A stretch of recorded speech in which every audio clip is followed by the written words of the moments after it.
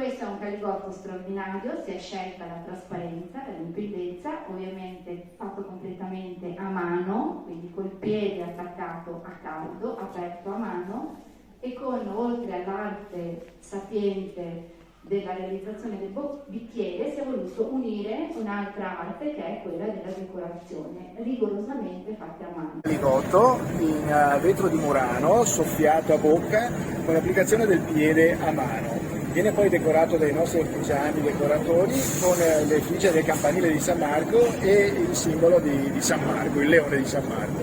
Sarà in edizione limitata, firmato Nason Moretti e numerato per la ricorrenza del nostro Baron de Casa.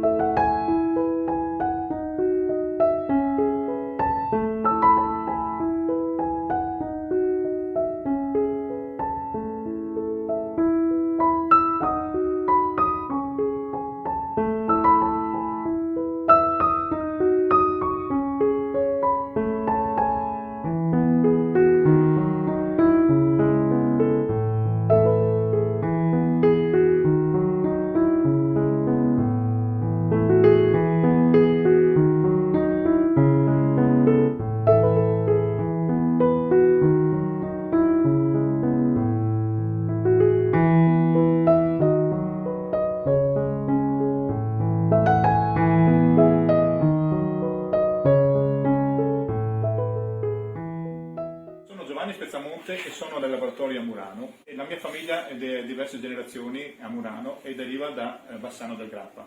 Adesso vi faccio vedere come si fa il caligotto.